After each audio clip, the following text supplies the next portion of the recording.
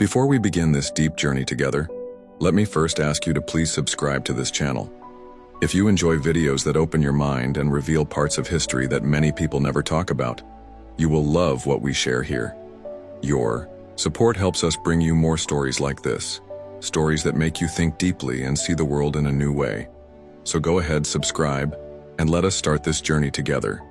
Now let me take you back to a time long ago when the world was very different from what we see today. It was a time full of great change, full of hope and fear, full of light and shadow. The message of Islam had spread across the Arabian Peninsula. The Prophet Muhammad, peace be upon him, had brought a message of unity and truth to a people who were divided by tribes, by old traditions, and by endless conflicts. For years, the Prophet had worked hard to guide people from darkness to light. He showed them how to leave behind their endless tribal wars, their unfair ways of life, and how to live in peace with justice and mercy. But when the Prophet, peace be upon him, passed away, a great question fell upon the shoulders of the Muslim community. Who would lead them next? Who could take this great responsibility and continue the mission of justice, wisdom, and unity? The answer to this question would not be simple, and this is where the story begins to take shape. Among the many figures of this time, one man, slowly, started to rise in the background. His name was Muawiya. At first, he was not the most famous, he was not the most loved, he was not even the most obvious choice for leadership. But Muawiya was a man who understood power. He saw the world through the eyes of a politician, not just a believer. He watched carefully. He learned from every move of those around him. He studied the way power flows from one hand to another, how people follow strength, and how influence can be built not only by faith, but also by strategy and calculation. To understand Muawiya, we must first understand where he came from. Muawiya belonged to the powerful Umayyad family, one of the strongest clans in Mecca. His father was Abu Sufyan, a man who had long fought against the Prophet and Islam during the early days of the message. Abu Sufyan had led the Quraysh in many battles against the Muslims. For much of his life, he stood as an enemy to the Prophet and his mission.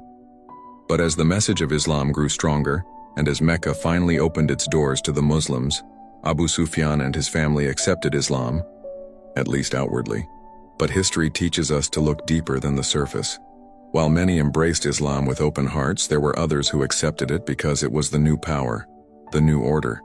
For people like Abu Sufyan and his family, accepting Islam may have been a way to survive, to protect their place in society, and perhaps even to prepare for a day when they could once again rise to power. Young Muawiya grew up watching all of this. He saw the power of Islam rising. He saw how the followers of the Prophet built a new kind of society based on justice and brotherhood. But he also saw how power could be used, how influence could be gained, and how opportunities could be created by those who were patient and clever. Muawiya was not a warrior in the early days of Islam. He did not stand beside the Prophet in the hardest battles. He did not suffer the long years of persecution in Mecca. He was not among the earliest believers who faced torture, hunger, and exile for their faith. Instead, Muawiya entered the scene later, when Islam had already become a strong force in the land. But he was sharp. He was observant. He learned quickly how to navigate the new world that was forming around him. When the Prophet passed away, the leadership of the Muslim community went to Abu Bakr, then to Umar, then to Uthman. These were men known for their honesty, their deep faith, and their devotion to the principles of Islam. During this time, Muawiya slowly began to rise in position. He was appointed as the governor of Syria, one of the most important regions in the Muslim world. This position gave him control over great wealth, powerful armies, and loyal supporters. But even before he reached that position, the seeds of ambition were already planted in his heart. He watched how leadership worked. He understood that faith alone did not control the world. Power, wealth, strategy, and alliances played an equal part. And Muawiya was a man who never forgot this lesson. He was patient. He waited for his moment. He understood that rushing would only lead to failure. Instead, he built his strength slowly, step by step, in the shadows of greater men. What made Muawiya different from many of the other companions was his way of thinking. While many companions of the Prophet thought about the afterlife, about justice, and about staying true to the teachings of Islam, Muawiya focused on power and control. He saw leadership not only as a duty but as a prize to be won. He believed that controlling the land and the people would allow him to shape history in his own way. The early days of Islam were filled with challenges. After the death of the Prophet, there were many tests that the Muslim community faced. There were wars of apostasy, where some tribes refused to pay the zakat, the charity tax. There were battles against the mighty empires of Persia and Byzantium. And there were internal tensions, as different groups within the Muslim community began to have different visions of what the future should look like. In this environment, Muawiya saw opportunity. Syria, where he governed, was far from the central lands of the caliphate. This distance gave him a certain freedom to rule as he wished. He built strong relationships with the local tribes. He used the wealth of Syria to strengthen his army and to gain the loyalty of powerful leaders. While the central caliphate was busy dealing with rebellions and foreign wars, Muawiya quietly turned Syria into his stronghold. He was clever in how he presented himself. He acted as a loyal servant of the caliphate. He showed respect to the caliphs in Medina, but at the same time he prepared for the future. He knew that one day the central power might weaken, and when that day came, he would be ready to take control. It is important to understand that Muawiya did not rise by chance. He rose because he understood the realities of power. He understood human nature. He knew that people follow strength. He knew that loyalty can be bought, and fear can be used as a tool. He used his position to build a network of support that stretched across the region. As we look at this part of the story, we begin to see the shape of things to come. Muawiya was not simply a governor. He was a man with a vision for himself and for his family. He wanted to see the Umayyad family not just as part of the Muslim community, but as its rulers. He wanted to bring back the days when the Quraysh and especially the Umayyads held the highest power in the land. This ambition would soon bring him into conflict with other leaders of the Muslim community, especially those who believed that leadership should be based on justice, piety, and consultation among the believers. Among these leaders was Ali, the cousin of the Prophet, a man known for his wisdom, his bravery, and his deep commitment to the teachings of Islam. The paths of Muawiya and Ali were destined to cross, and when they did, the future of the Muslim world would be changed forever. But before we reach that part of the story, it is important to see how Muawiya's rise was not simply about personal ambition. It was also about the way the world was changing at that time. The early unity of the Muslim community was beginning to crack. Tribal loyalties were returning. Old rivalries were waking up. The simplicity and purity of the early days were giving way to the complex realities of ruling a growing empire. Muawiya understood these changes better than most. He knew how to speak to the hearts of the people. He knew how to play on their fears and hopes. He used his family name to gain respect. He used his wealth to win allies. He used his sharp mind to outthink his rivals. Slowly but surely, he built a position of power that no one could ignore. As we move forward in this story, keep in mind this picture of Muawiya. He is a man shaped by the world around him. He is a man driven by a hunger for power. He is a man who watches and waits for the right moment to strike. His journey is not just the story of one man. It is the story of how ambition and power can change the course of history. It is the story of how personal dreams can shape the destiny of nations. And it is the story of how the early hopes of a community can be tested by the challenges of leadership and control. This is where we will pause for now. But the story is only beginning. In the next part, we will see how Muawiya moves from being a powerful governor to becoming one of the most important players in the struggle for control of the Muslim world. We will see how his choices and actions set the stage for great conflicts that would shape the future of Islam for generations to come. As we continue our journey, let us now move deeper into the story. You already understand how Muawiya quietly built his base of power in Syria, but this is only the beginning of the real story.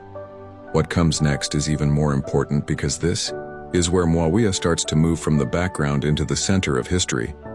Syria became more than just a land under his control.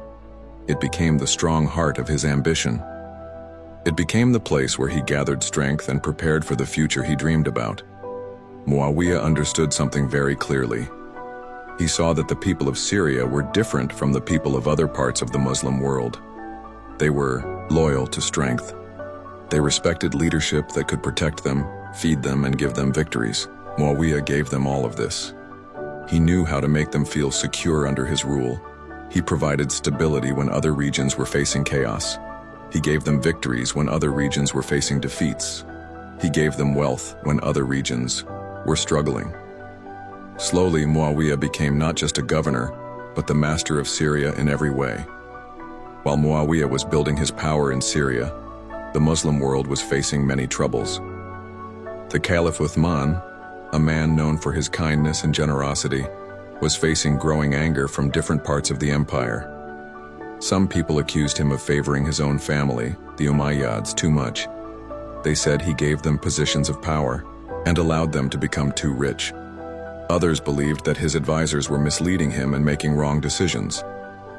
Protests grew louder. Tensions rose.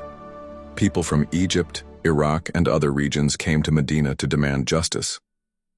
The Caliph tried to calm the situation, but the fire had already spread too far.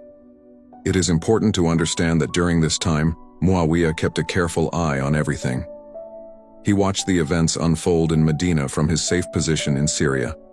He saw that the unity of the Muslim world was beginning to crack. He knew that if the central authority weakened, he could use the moment to push forward his own plans. When Caliph Uthman was assassinated, it sent shockwaves through the entire Muslim world. It was a dark and painful moment in Islamic history. Muslims had killed their own leader. The unity that once brought them together under the Prophet was now broken. Fear and confusion spread across the land. Muawiya understood that this was the moment he had been waiting for, but he did not rush. He was too smart for that. He first made sure that Syria remained completely loyal to him. He reminded the people of Syria about the danger of chaos and the need for strong leadership. He made them believe that only he could protect them in these troubled times. He strengthened his army and secured his borders. He built alliances with important tribal leaders and wealthy families. He prepared carefully for what would come next. At the same time in Medina, a new caliph was chosen. Ali, the cousin of the Prophet, became the leader of the Muslims. Ali was known for his deep faith, his wisdom, and his courage, but his rule started in a time of great difficulty. The murder of Uthman had divided the Muslim community. Some people wanted justice for Uthman before they could accept Ali as their leader. Others were ready to follow Ali immediately, trusting in his leadership. Muawiya saw this division as an opportunity. He declared himself the defender of Uthman's blood. He claimed that he would not accept Ali as caliph until the killers of Uthman were punished. On the surface, it sounded like a demand for justice. But in truth, it was a clever political move. By making this demand, Muawiya placed himself as the leader of those who were angry about Uthman's death. He gathered supporters who felt hurt and betrayed. He gave them a purpose and a leader to follow. He turned their anger into his strength. Muawiya knew that emotions were powerful tools. He used the sadness and anger of the people to build his own power. He positioned himself as the one who could bring justice, even though deep inside his goal was to claim leadership for himself. While Ali worked hard to bring unity and justice, Muawiya prepared for confrontation. He turned Syria into a fortress, ready to challenge the authority of the caliph. He raised a large army and trained them for the battles to come. He made sure that his soldiers were loyal to him personally, not just to the Muslim community as a whole. He filled their hearts with the belief that they were fighting for justice, even though they were truly fighting for Muawiya's ambitions. This period in history is very important because it shows us how Muawiya used every situation to his advantage. He did not only rely on force, he used words, emotions, and politics. He presented himself as a man of justice, but his real goal was power. He knew that the image of justice would bring him more followers than the sword alone. People believed in him because they thought he was fighting for a noble cause. But in reality, Muawiya was building his own kingdom step by step. 1. Of the most clever things Muawiya did was to control the message that reached the people. He used the power of information to shape opinions. He spread stories that painted Ali and his followers in a negative light. He made people believe that Ali was weak, that he could not control the killers of Uthman, and that he was not fit to lead the Muslim world. This strategy worked well, especially among the people of Syria who trusted Muawiya deeply. By controlling the message, Muawiya gained more power without even fighting a battle. Muawiya also understood the value of patience. He did not rush into open war immediately. He waited for the right time when his army was strong and his enemies were divided. He allowed tensions to rise slowly, knowing that when the time came he would be in the strongest position to strike. His patience was not weakness. It was part of his clever plan to win power without risking everything too soon. During this time, Ali faced many challenges. He was trying to lead a divided community. He wanted to bring peace and justice, but he was surrounded by people who were angry, hurt, and full of fear. He had to deal with internal rebels, as well as the growing threat from Muawiya. Despite all of this, Ali remained committed to justice. He believed that leadership was a trust given by God, and he wanted to rule according to the principles of fairness and consultation. But Muawiya's growing power made this task very difficult. Muawiya's rise also shows us something very important about human nature and history. Sometimes people are drawn more to the appearance of strength than to the truth of justice. Muawiya gave people the feeling of safety and strength, while Ali offered the deeper path of justice and faith. Many people chose the easier path following Muawiya because he promised them security and victory. This is a lesson we can still see in the world today. Leaders who promise strength often gain more followers than those who promise justice, especially in times of fear and uncertainty. As Muawiya gathered his strength in Syria, he also worked to build relationships with other regions. He reached out to powerful figures in Iraq, Egypt, and other areas. He used gifts, promises, and clever diplomacy to win their support, or at least their silence. He made sure that when the final moment came, he would not stand alone. He would have allies across the Muslim world, ready to support his claim to power. The way Muawiya built his power teaches us many lessons about how leaders rise in history. He combined military strength, political skill, emotional manipulation, and careful planning. He was not the kind of leader who inspired love and deep respect like the Prophet or the early caliphs. But he was a leader who understood how to win power in a world full of fear and ambition. He saw leadership as a game of strategy, and he played it better than anyone else at that time. By the time Muawiya was fully prepared, the Muslim world was standing on the edge of civil war. The tensions between Ali and Muawiya had grown too strong to be solved by words alone. Both sides raised their armies and prepared for battle. The people of the Muslim world held their breath, hoping for peace but fearing the worst. And at the center of it all stood Muawiya, ready to use the moment to reach for the prize he had desired for so long. As we end this part of the story, we see Muawiya at the height of his power as the governor of Syria. He has turned his region into a powerful base of operations. He has used every tool at his disposal to strengthen his position. He has prepared his army, built alliances, and shaped public opinion in his favor. He stands ready to challenge the authority of the rightful caliph and to push forward his ambition for ultimate control. But the story does not end here. In fact, it is about to reach a turning point. The next part of this journey will take us into the heart of the great conflict between Muawiya and Ali. We will see how their paths cross on the battlefield, how strategies unfold, and how the fate of the Muslim world hangs in the balance. It is a story of courage, betrayal, hope, and sorrow. It is a story that will show us how the choices of a few can change the destiny of many. So stay with me as we continue this deep journey into the life and legacy of Muawiya. What happens next will not only explain the past, but also help us understand the present. It will open our eyes to the forces that shape history and the lessons we must remember for the future. As we continue this journey, I want you to imagine the weight of the moment. The Muslim world was holding its breath. On one side stood Ali, the rightful caliph, a man of wisdom and deep faith, someone who had been close to the Prophet and had always lived with truth in his heart. On the other side stood Muawiya, the ambitious governor of Syria, who had gathered strength over the years and now saw an opening to rise even higher. The tension between them was not just about personal power.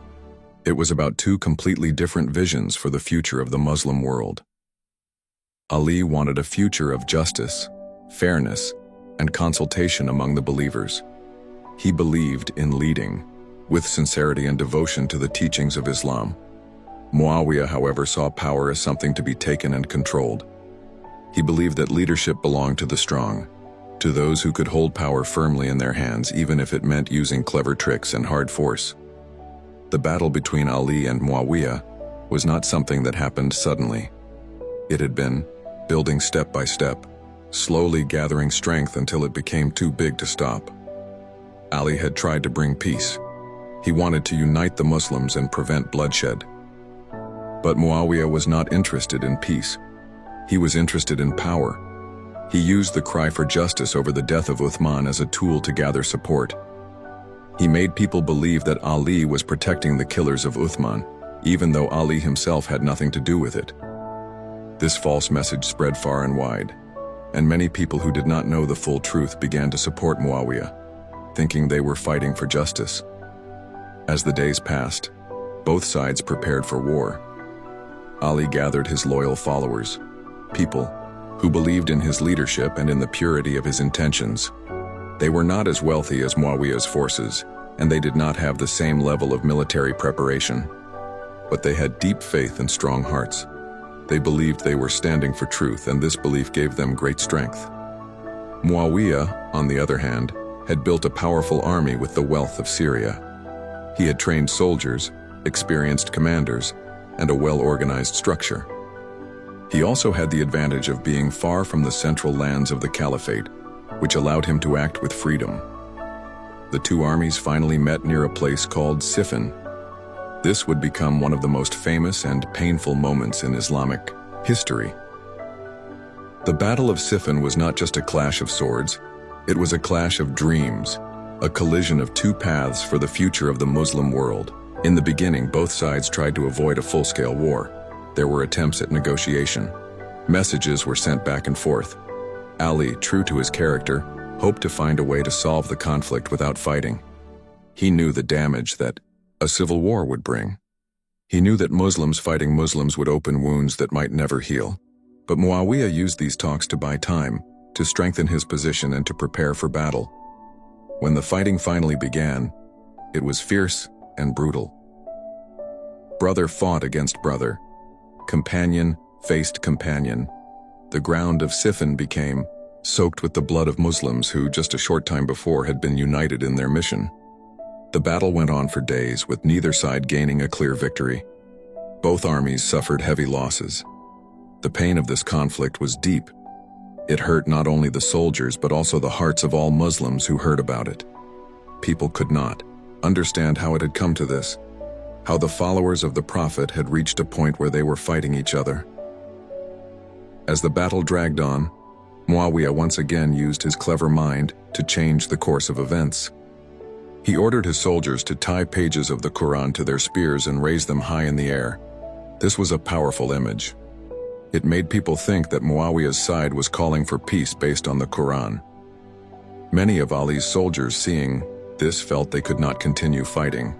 They did not want to be seen as fighting against the Quran. They believed this was a call for arbitration, for solving the conflict through peaceful means. But what they did not realize was that Muawiya's move was a trick, a way to stop the battle at a moment when Ali's side was gaining the upper hand. Ali knew this. He saw through the trick. He warned his followers that this was a trap. He tried to explain that the Quran cannot be raised by the hands of people who do not truly believe in its message. But many of his followers were tired, wounded, and confused. They pushed him to accept arbitration. Ali, being a leader who listened to his people, agreed, even though he knew it was not the right path. This moment changed everything. The decision to accept arbitration gave Muawiya the time and the opportunity he needed to strengthen his position even more. The arbitration process itself was filled with problems from the start. It was supposed to be a fair and honest effort to end the conflict, but it became a stage for more of Muawiyah's clever moves. The representative chosen by Muawiyah was a skilled speaker who twisted the truth to make it seem like Muawiyah had the stronger claim to leadership. On the other side, Ali's representative was not as strong in debate. He made mistakes that allowed Muawiyah's side to gain more support. Slowly, through this process, Muawiyah positioned himself as a leader in the eyes of many people. The arbitration ended without a clear result, but in the eyes of the public, Muawiyah had won a great victory. He had survived the battle, kept his power, and gained more followers. Ali, meanwhile, faced greater difficulties. Some of his own followers, disappointed by the arbitration, broke away from him. These people became known as the Kharijites, and they caused more trouble for Ali in the future. Ali's position weakened, while Muawiyah's position grew stronger. What is important to understand here is how Muawiyah used every moment to his advantage. He never acted without thinking carefully about the results. He knew that even in defeat, he could plant the seeds of future success.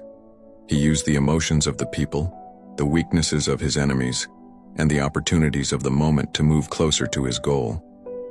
He understood that power is not only won on the battlefield, but also in the minds of people.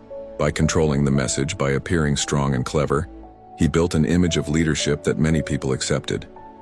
After the arbitration, Muawiyah declared himself the ruler of Syria, Egypt, and other regions that came under his influence.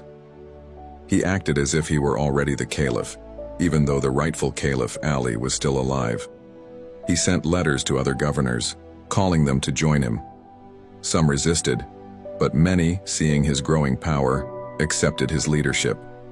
Slowly, Muawiyah expanded his control step by step without needing to fight every battle. He understood the power of persuasion and the fear of war. He used both to bring more regions under his rule. Ali, on the other hand, continued to struggle. He remained firm in his principles. He did not use tricks or lies. He did not build his power on fear or false promises. He led with honesty and faith, even though this made his path much harder. He tried to rebuild his army and prepare for another campaign against Muawiyah, but events did not favor him. The division among his supporters, the trouble caused by the Kharijites, and the exhaustion of war weakened his position. Despite all of this, Ali never gave up. He remained loyal to the cause of justice until the very end. Sadly, Ali's life was cut short by an assassin from among the Kharijites. His death marked a dark moment in Islamic history. With Ali gone, the path was now open for Muawiyah to claim the caliphate fully. He had outlasted his greatest rival. He had survived the storms of war and politics. His patience and strategy had paid off. He declared himself the caliph and took control of the Muslim world. As we reflect on this part of the story, we see clearly how Muawiyah's clever tactics allowed him to win the battle for power without always winning on the battlefield. He understood human nature deeply. He knew how to use people's emotions, fears, and hopes to his advantage. He turned every situation into a step toward his goal. While others fought for justice and truth, Muawiyah fought for power, and in the end, he succeeded. This part of history teaches us many lessons. It shows us how ambition, when mixed with cleverness and patience, can lead to great power. It shows us how leaders can shape the minds of people and turn weakness into strength. It also shows us the pain of division, the sadness of brother fighting against brother, and the heavy price that comes when the desire for power becomes stronger than the desire for unity and justice. As we move forward in this journey, we will see how Muawiyah used his new position to change the very nature of leadership in the Muslim world. He did not stop after claiming the caliphate. He went further, creating a new system of rule that would affect the future of Islam for generations. He made decisions that shifted the leadership from a system of consultation to a system of monarchy, where power would pass from father to son. This was a major change, and it began with Muawiyah's rise to power. Stay with me as we continue this story.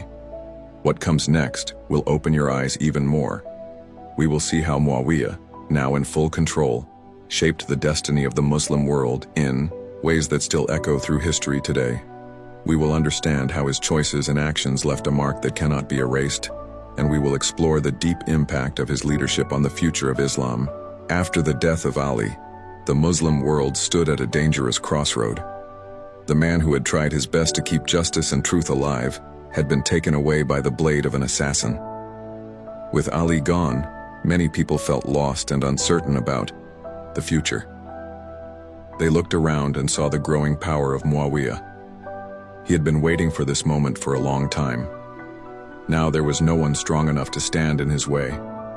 He declared himself as the leader of the Muslims, and many regions accepted him, either out of fear, exhaustion from war, or because they believed he could bring stability. But this moment was not only about Muawiya becoming a ruler, it was about the way he changed the very nature of leadership in the Muslim world.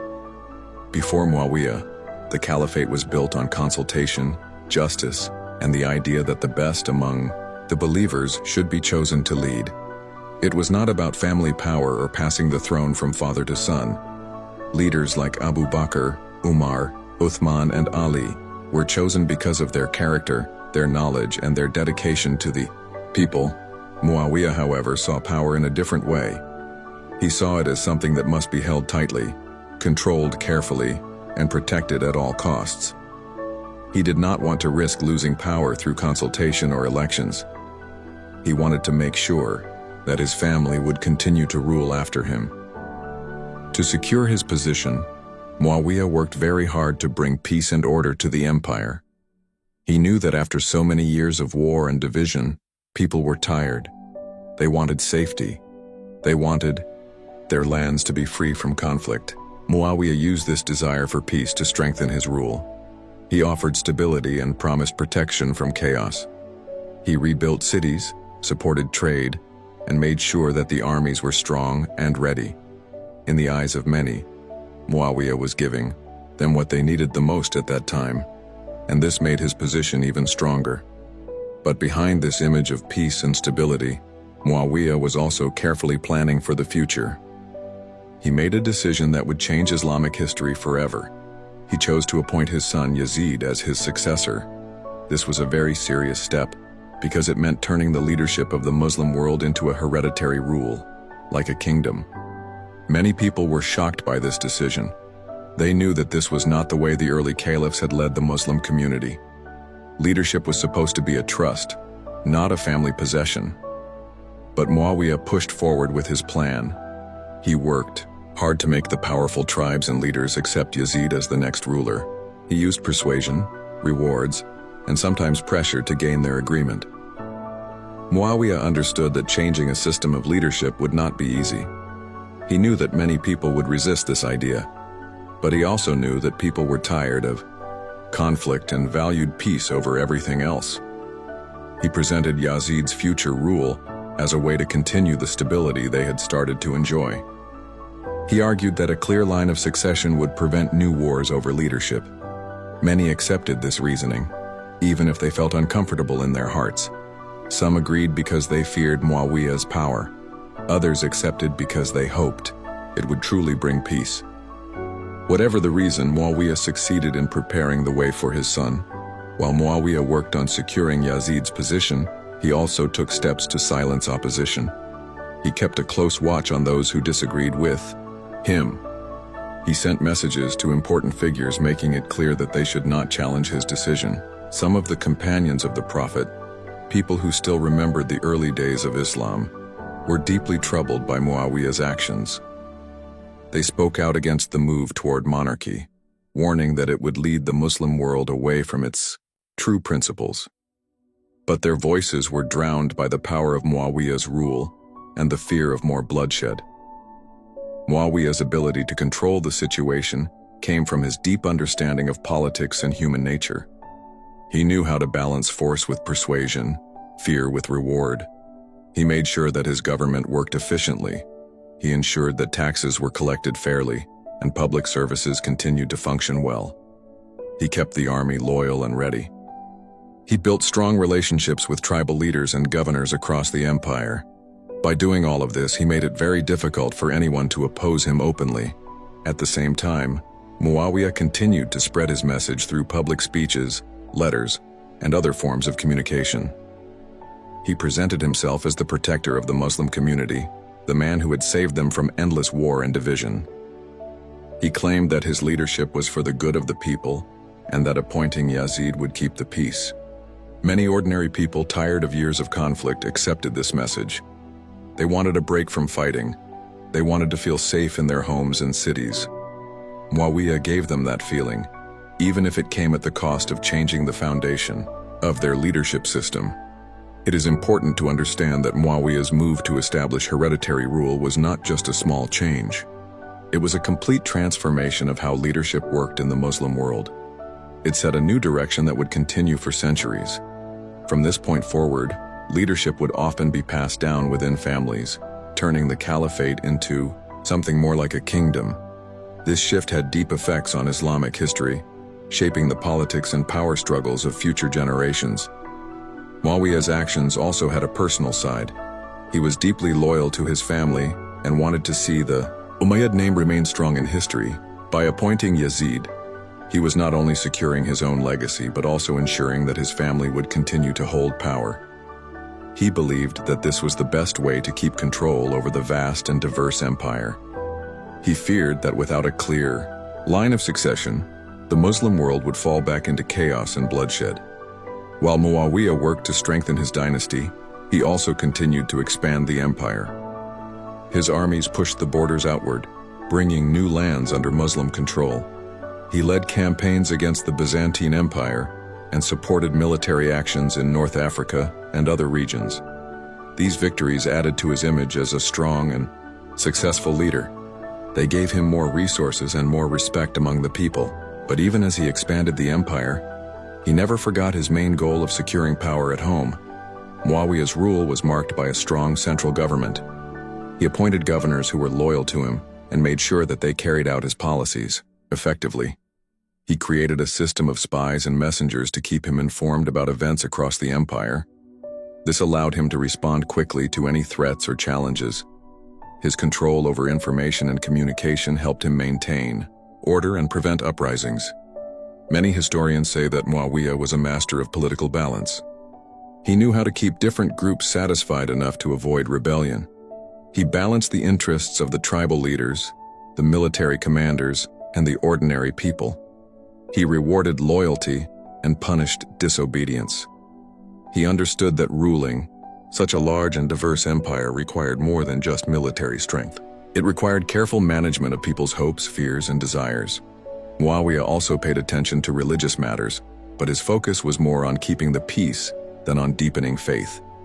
He supported religious scholars and maintained public respect for Islam, but he did not seek to become a religious leader himself. His goal was to use religion as a unifying force, a way to keep people loyal to his rule. He knew that as long as people believed they were living under Islamic rule, they would accept his leadership more easily. As we look at Muawiya's rule, we see a leader who succeeded in creating a strong and stable empire. But we also see the cost of that success. The ideals of justice, consultation, and community leadership were pushed aside in favor of family power and control. The dream of a leader chosen for his character and devotion was replaced by a system where leadership was inherited, not earned. This change shaped the future of the Muslim world in ways that are still felt today. Muawiya's decision to turn the caliphate into a monarchy set the stage for future conflicts. It prepared the way for events that would soon shake the Muslim world once again. One of these events would be the tragedy of Karbala, where the next generation would face the harsh reality of Muawiya's new system of rule. But that part of the story is still ahead of us. For now, we see Muawiya at the height of his power. He had achieved what many thought was impossible. He had ended the years of civil war, brought peace to a troubled land, and secured his family's hold-on leadership. He had turned his personal ambition into a new system of government. Some praised him for bringing stability, while others mourned the loss of the early values of the Muslim community. Whatever opinion people held, there was no denying that Muawiya had changed history. As we prepare to move to the next part of this story, It is important to reflect on what we have learned. We see how power can shape the future, how decisions made by one leader can affect millions of lives. We understand how the balance between peace and justice is delicate, and how the desire for control can lead to great changes in society. Muawiya's rise to kingship teaches us about ambition, strategy, and the heavy weight of leadership. Stay with me as we continue this journey. In the next part, we will explore the legacy of Muawiya, how his choices led to new challenges and how history remembers him today. We will see the impact of his rule on the generations that followed and uncover the lasting effects of his decisions. The story of Muawiya is not yet over, and what comes next will help us understand even more about the path that history took after his time. Now that we have reached this final part of the story, let us take a deep breath and look carefully at the legacy of Muawiya. This is where we begin to understand the full weight of everything he did and everything that followed because of his choices. History is not only about events that happen in one lifetime. History is like a river that keeps flowing, carrying the actions of the past into the future. Muawiya's actions created waves that continued long after he was gone, and these waves touched every part of the Muslim world. Even today, many people still discuss his legacy, and they wonder if he should be remembered as a political genius or as a leader who betrayed the values of Islam. Let us try to understand this legacy with open eyes and clear minds. When Muawiya secured power for himself and for his family, he changed the nature of Islamic leadership forever. Before him, leadership was chosen through consultation among the believers. It was based on the idea that the best and most righteous person should lead the community. After Muawiya, leadership became something that was passed down from father to son, like a crown in a kingdom. This was not how the Prophet had taught the Muslims to choose their leaders. This was not how Abu Bakr or Umar or Uthman or Ali became caliphs. They were chosen because of their faith, their wisdom, and their service to the community. But Muawiya saw power in a different way. He believed that power should stay within the family to protect stability and control. He thought that if leadership kept changing hands, it would only lead to more chaos and more conflict. He wanted to avoid this, but in doing so, he created a new kind of leadership that would bring its own troubles. When he appointed his son Yazid as his successor, he was making sure that his family, the Umayyads, would continue to rule. But this decision led directly to one of the most painful events in Islamic history, the tragedy of Karbala. When Muawiya died and Yazid became the ruler, not everyone accepted this new leader. Many of the companions of the Prophet and many ordinary Muslims did not see Yazid as a rightful ruler. They remembered the early days of Islam when leaders were chosen because of their character and piety. They saw Yazid as a man who did not carry those qualities. One of the strongest voices of resistance came from the family of the Prophet himself, from Hussein, the grandson of the Prophet Muhammad. Hussein could not accept the rule of Yazid, and he refused to give his loyalty to a man he believed was not fit to lead the Muslims. This led to the heartbreaking event at Karbala. Hussein, along with his family and a small group of supporters, faced the army of Yazid. Despite knowing that they were heavily outnumbered, Hussein stood firm in his principles. He chose to stand for truth, even if it meant sacrificing his life. He refused to bow to tyranny and injustice. His stand at Karbala became a symbol of resistance against oppression. It became a moment in history that reminds people of the cost of power when it is taken without justice and truth. When we look at this, we can see clearly that Muawiya's decision to turn the caliphate into a family kingdom led directly to this painful moment. Without Muawiya's system of hereditary rule, Yazid would not have come to power in this way. Without Muawiya's focus on family control, the Muslim world might have continued to choose its leaders based on character and consultation. So, while Muawiya might have thought he was creating stability, in reality, he planted the seeds of division and sorrow. Even though Muawiya himself did not live to see the events at Karbala, they were the result of the system he built. His way of ruling shaped the future in ways he might not have fully imagined. The sadness of Karbala, the division of the Muslim community, and the rise of powerful dynasties all followed the path that Muawiya had set. This is why when people talk about Muawiya's legacy, They cannot separate his personal success from the pain that followed. At the same time, we must also understand that history is complex. Some people look at Muawiya and see a leader who brought peace after years of war. They say that he ended the bloody conflicts of the early caliphate and gave the Muslim world a chance to rest and rebuild. They argue that his strong leadership kept the empire together and allowed Islam to spread further into new lands. They see him as a clever politician who used his skills to prevent even greater disasters. These people believe that without Muawiya's leadership, the Muslim world might have fallen into complete chaos. Others, however, focus on the price that was paid for this stability. They see how Muawiya's hunger for power led to the loss of the early values of Islam. They see how the dream of a just and consultative leadership was replaced by the rule of kings and dynasties. They see how the family of the Prophet was pushed aside, and how oppression became more common in the years that followed. They remember the pain of Karbala and the sorrow that spread through the Muslim world because of the choices Muawiya made. So how should we understand Muawiya today? Was he a villain who betrayed the principles of Islam? Or was he a leader who saved the Muslim world from destruction? The truth lies somewhere in between. Muawiya was not a simple man. He was a complicated leader who mixed skill with ambition, cleverness with control, and strategy with the desire for power. He was not a man of deep faith and justice like Ali, but he was a master of politics and power. He understood how to rule people, how to keep control, and how to build an empire. But we must not forget that leadership in Islam is not just about control and order. It is about justice, mercy, and serving the people. It is about leading with honesty and humility. When leadership becomes only about keeping power, it loses its true meaning. Muawiya's rule teaches us this lesson very clearly. He might have kept the empire strong, but he allowed the spirit of justice to weaken. He might have brought peace, but he planted the seeds of future pain. As we reflect on this, it becomes clear that history is full of such lessons. Leaders rise and fall, but their actions leave deep marks on the world. Muawiya's story reminds us to think carefully about the kind of leaders we follow and the kind of leadership we support. It teaches us to look beyond the surface of power and ask if our leaders truly care about justice and truth. It reminds us that even great empires can lose their way when ambition becomes stronger than principle. Muawiya's rule ended with his death, but the system he created continued long after him. His family, the Umayyads, continued to rule, and the Muslim world saw many more struggles and divisions. Some rulers followed his style of leadership, focusing on power and control. Others tried to bring back the values of justice and consultation.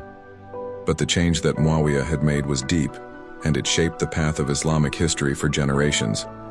Even today, people study Muawiya's life to understand the choices he made and the results of those choices.